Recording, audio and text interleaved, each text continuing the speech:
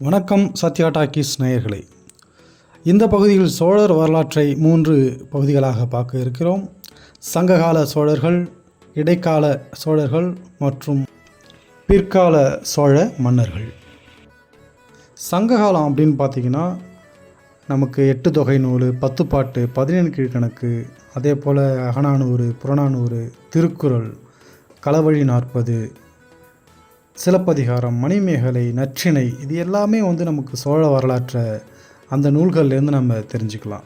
அதே போல் இடைப்பட்ட காலம், சங்க காலத்தின் இறுதியில் சுமார் கிபி 3ஆம் நூற்றாண்டுக்கு அப்புறம் அந்த ஆதித்த சோழன் பல்லவர் அரசுகளை அவங்க போரில் வென்றதுக்கு பிறகு அவங்க பெரிய சோழ பேரரசை 9ஆம் நூற்றாண்டுக்கும் கடைசி பகுதி வரை அவங்க ஏற்படுத்தியிருக்காங்க.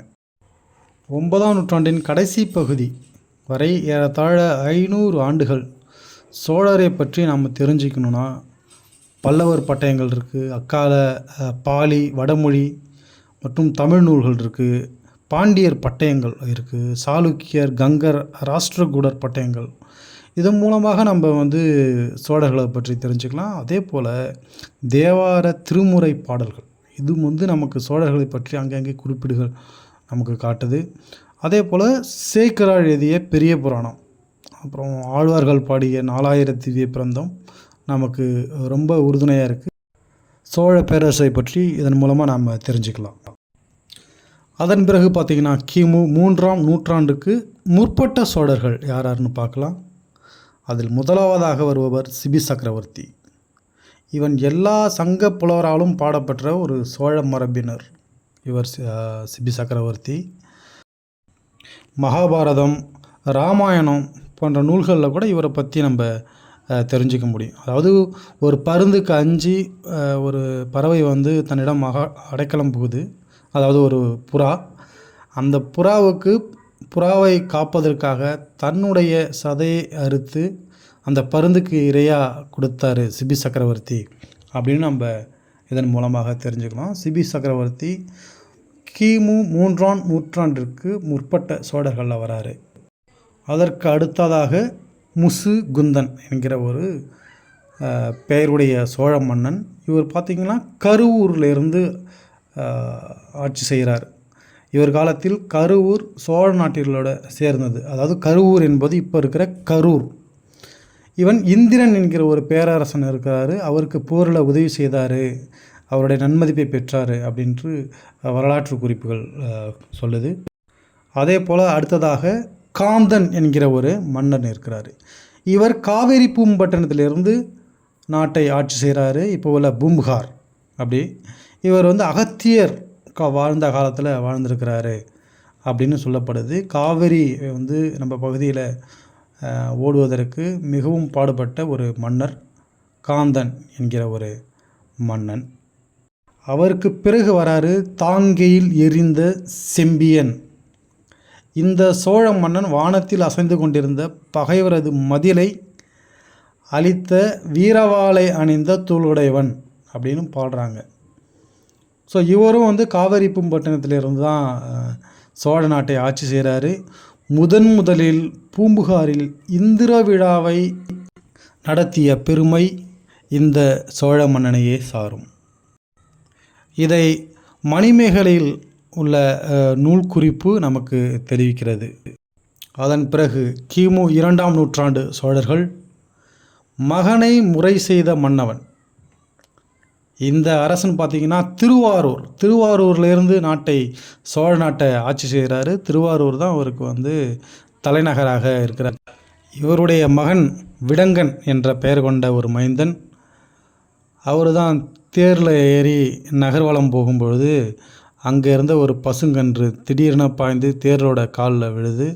அதை பார்க்காம தேரை ஓட்டிறாரு. அந்த கன்று இறந்து போயிடுது.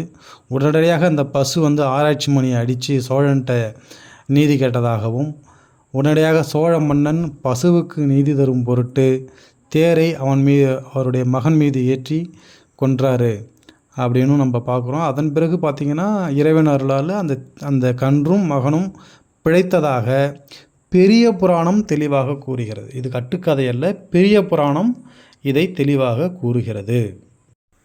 அதன் பிறகு வருகிறார் முதல் கரிகாலன். இவருடைய ஆட்சி காலம் கிமு 120 முதல் கிமு 90 வரை இருக்கிறது.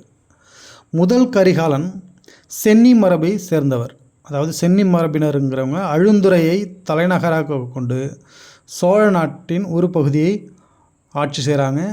அதன் பிறகு பார்த்திங்கன்னா கிள்ளி மரபினர் பார்த்திங்கன்னா உறையூரை தலைநகராக கொண்டு சோழ நாட்டோட மற்றொரு பகுதியை வந்து ஆட்சி செய்கிறாங்க அப்படின்னு பார்க்குறோம் நம்ம. இவர்களுக்கு பிறகு வராரு இரண்டாம் கரிகால சோழன். ஆம், இவர்தான் திருமாவளவன், கரிகால பெருவளத்தான் முதலிய பல பேர்களை கொன்ற வரலாற்றில் அசைக்க முடியாத சோழ சாம்ராஜ்யத்தை கட்டியாண்ட பெரும் மன்னன். இவரை பற்றி பட்டினப்பாலை, பெருநராற்றுப்படை, எட்டுத்தொகை, சிலப்பதிகாரம், கலிங்கத்து பரணி, பெரிய புராணம் எல்லா நூல்களையும் இவரை பற்றி சொல்லுது. இவர் எப்படி இருந்தார், எப்படி ஆட்சி செய்தார், கல்லணையை எப்படி கட்டினார், அதன் பிறகு வெண்ணிப்போர், இமயம் முதல் போய் கொடியை நட்டவர், சோழ சாம்ராஜ்யத்தை அகலப்படுத்தியவர், கடல் வழி வாணிபத்தை விரிவுபடுத்தியவர் அப்படின்ட்டு நம்ம பார்க்குறோம். அதன் பிறகு பார்த்திங்கன்னா சோழன் நலங்கிள்ளி, அதாவது கரிகாலனுடைய மகன் தான் வந்து நலங்கிள்ளி. இவரை பற்றி பார்த்திங்கன்னா இவரும் பெரிய நாட்டை வந்து ஆட்சி செய்கிறாரு. ஆனால் பகைவர்களுக்கு பயந்து இவர் வந்து நாட்டை ஆட்சி பண்ணுறாரு அப்படின்ட்டு நிறைய புலவர்கள் அவரை பற்றி கூறுறாங்க. குறிப்பாக பார்த்திங்கன்னா புறநானூரில் உள்ள இவரால் பாடப்பட்ட சங்கப்புலவர் உறையூர் முதுகண்ணன், சாத்தனார், கோவூர் கிழார், ஆலந்தூர் கிழார் இவங்கெல்லாம் இவரை பற்றி பாடியிருக்காங்க. அதன் பிறகு பார்த்திங்கன்னா கிள்ளிவளவன், சோழ மன்னன் கிள்ளிவளவன். இதற்கு முன் சோழ நாட்டை ஆண்ட நலங்கிள்ளி, நெடுங்கிள்ளி, அவங்களுக்கு அடுத்தது வர்றவர் தான் வந்து கிள்ளிவளவன். கிள்ளிவளவனுக்கு பிறகு வருபவர் கோப்பெருஞ்சோழன். இவர் தான் உறையூரை தலைநகராக கொண்டு சோழ நாட்டை ஆட்சி செய்கிறாரு. அதன் பிறகு வடக்கிருந்து இறந்து போகிறார். இவருக்கு பிறகு சோழ நாட்டை யாரெல்லாம் ஆட்சி செய்கிறாங்க?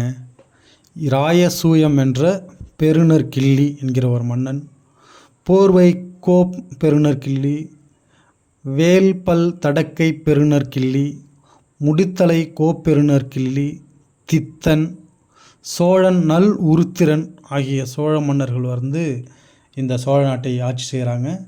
சோழர்களின் வரலாறு மிகப்பெரியது. தொடர்ந்து நம் கூட இணைந்திருங்கள்.